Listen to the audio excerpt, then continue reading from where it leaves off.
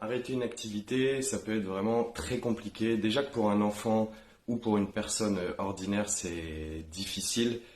Pour un enfant avec autisme, vous imaginez bien que les réactions peuvent être beaucoup plus intenses, tant les émotions sont difficiles à gérer. Alors, dans ma pratique, moi j'utilise différents trucs que j'adapte forcément en fonction de l'enfant.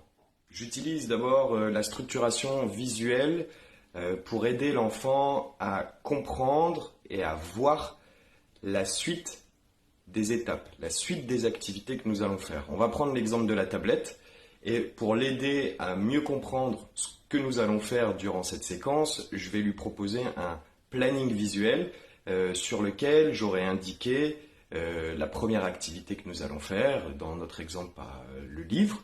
On va lire un livre, ensuite on va pouvoir faire la tablette et puis ensuite on va pouvoir jouer au ballon. Un autre outil que j'utilise très souvent, c'est le choix dirigé. C'est-à-dire que pour lui visualiser ces étapes, je vais lui demander de faire un choix. Je vais lui proposer deux activités à réaliser avant l'activité tablette. Là, il m'a choisi le livre. Ok, on fait ensuite l'activité tablette. Et après la tablette, qu'est-ce que tu veux faire? Est-ce que tu veux jouer au ballon ou tu veux faire de la peinture? Il choisit ballon. Très bien. Toujours avec l'enfant, je vais continuer à utiliser le choix dirigé, mais ici pour lui proposer de choisir la durée. Est-ce que la tablette, tu veux y jouer pendant 2 minutes ou pendant 5 minutes? En sachant que là-dessus, moi, je garde le cadre fermement mais calmement. Je reste au maximum sur 5 minutes. Le fait que l'enfant puisse faire un choix, ça va vraiment l'aider, lui, à être beaucoup plus coopératif et ça peut vraiment l'aider à arrêter l'activité. Durant le moment de tablette, je vais aussi lui rappeler régulièrement, mais sans mettre de pression, que l'activité se termine bientôt.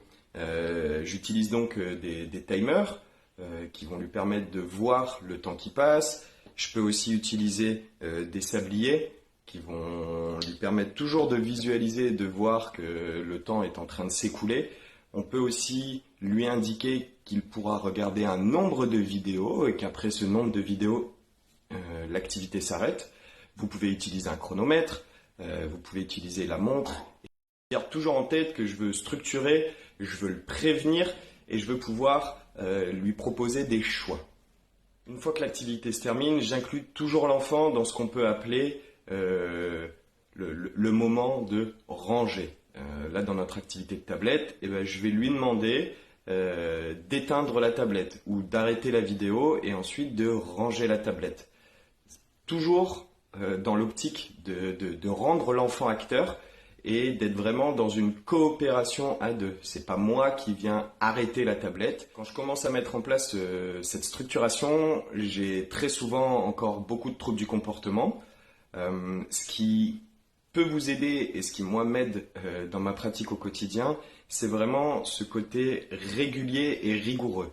Au plus je vais répéter ces séquences de jeu et d'arrêt d'activité avec l'enfant en l'ayant prévenu, en ayant visualisé les activités, en ayant visualisé la durée de l'activité, au plus l'enfant va comprendre que une fois que l'activité se termine, il y a une autre activité qui arrive et surtout qu'il a la possibilité de rejouer à la tablette un peu plus tard. Essayez ça chez vous, adaptez au niveau de votre enfant les trucs que j'ai pu vous proposer. Il n'est pas nécessaire de tout proposer, mais vraiment de sélectionner ce qui peut vous être utile.